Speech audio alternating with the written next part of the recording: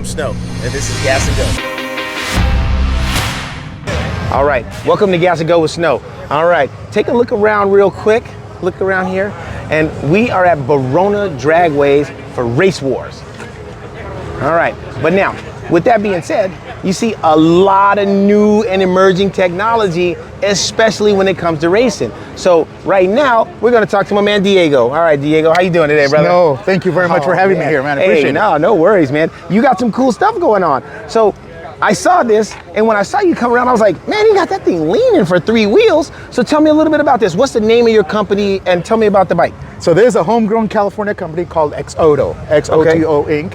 Right. You can visit our website, xotoinc.com. Okay. And we developed the world's first self-stabilizing electric moped, which is what you see here. Because now I see a lot of these. We lived in Japan for a while, and I saw a lot of the 3-wheel delivery bikes and stuff, but those were all gas. Yeah, and then the first thing you think about 3-wheel vehicles is that they're gonna tip if that wheel gets off the ground. Exactly, because first thing come to mind is like a sidecar. So yeah, so it comes up off the ground. My partners and I, we're motorcyclists at heart. We love bikes. We love anything with 2 wheels that gets you around. Yeah. But we also want to have the ability to include everybody to ride, no matter if you're old, young, unexperienced, experienced. So we sat down and did a list of the ideal motorcycle for us.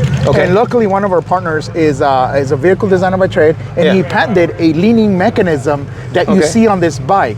Now, if you focus on the back wheels, let's get a look at this. Okay. If you look at the back wheels on this, what keeps you on the ground and stable is this mechanism. See how the wheel goes? Wait, hold on though. And there's a little bit of steering too. So you see that? But now get it shot straight from the front, and look how much that thing leans over. Before the wheel starts lifting. That is impressive. So that means that your contact patch is greater even at this angle. Okay. And then when you come back up, it kind of just does the opposite. So what I'm looking at, so I noticed, all right, you got shocks on the cross member, and then the arms are actually doing this.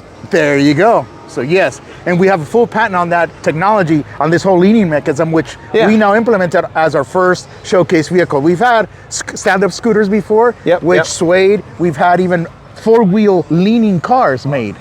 And they also swayed it. So this is the first vehicle we come out to market with. We're out of Southern California. We're out of Burbank, out of all places. And what we've done is we call this company Xoto, and it's a 3-wheel self-stabilizing. And as you can tell, it stands on its own. Or it'll lean if I want. If I pressurize the system, it'll stand and it'll stay up.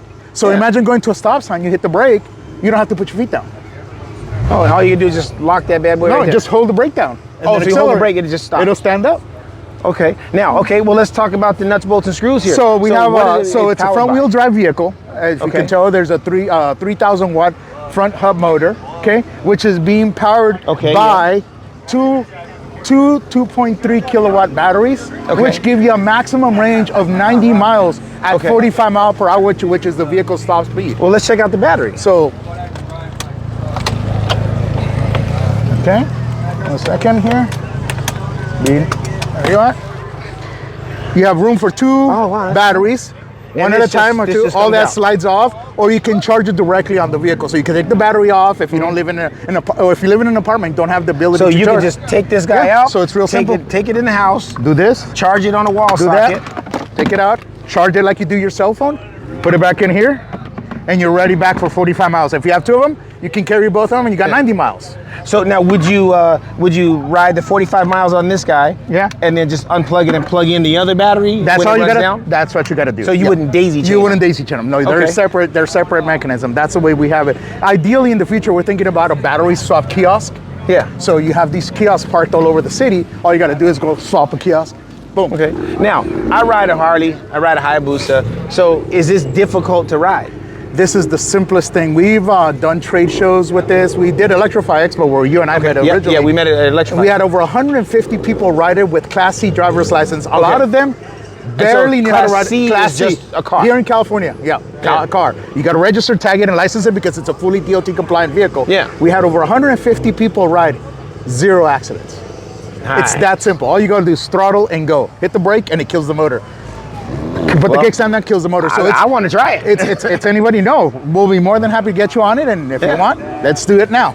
Oh, let's try it. Let's try it. Okay. So what's the particulars here? So particulars here is basically, if you're an experienced motorcycle rider, it's going to feel different to you. Different in the sense that it's gonna feel like you're carving at slow speeds or drifting at slow speeds. That's what the mechanism gives you.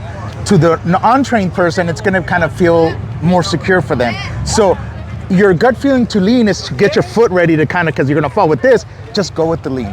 It's gonna try to keep you up as best as it can. And I'll show you right now as soon as these folks. Let me show you real quick. Let's get a little demo here and then I'll try it. So we'll turn her on. It's only brakes, brake, throttle. Front brake, rear brake, and throttle. And throttle. That's all you gotta do. All right. So you come and you go like this.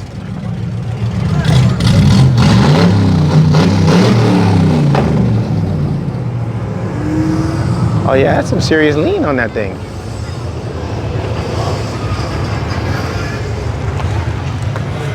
All right. And if I stop and I keep my feet up, it'll keep me up. Okay, all right, let's try it. So I'll put the kickstand down. I got you on speed one. There's 3 speeds. Yes, so now one is good. Max you're gonna go right now is like 20 some miles per hour. Nah, I ain't even gonna do that. All right. Okay, so all right, we gotta kickstand up and just go down and come back and go zigzagging just to get an idea of the vehicle dynamics. Once you get the hang of that, then you'll be able to do the rest. Oh yeah, this feels weird. Whoa, man.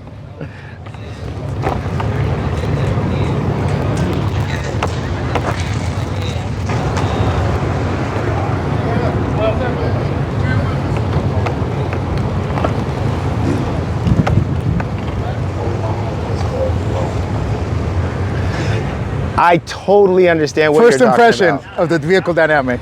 Okay, so initially when I took off down there, I felt like I ride a motorcycle, so I feel like, ooh, I'm going too slow. I'm gonna tip over, right?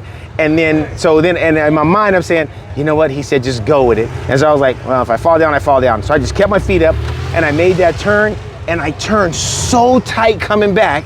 And then once you accept it, that it's not gonna fall over, then you see how I just whipped around right there. Yeah, no problem. That's what it tells go with the lean. Yeah, and it took what, 30 seconds to get used to it? I'm changing our slogan to go with the lean.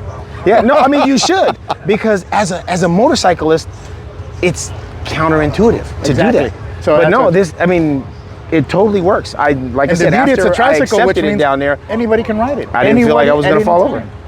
It's such a simple thing to ride. It doesn't require for you to have advanced motorcycle training.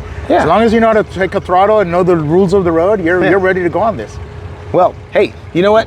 Thank you guys for joining us on Gas and Go with Snow. I'm gonna go play around some more. Have fun.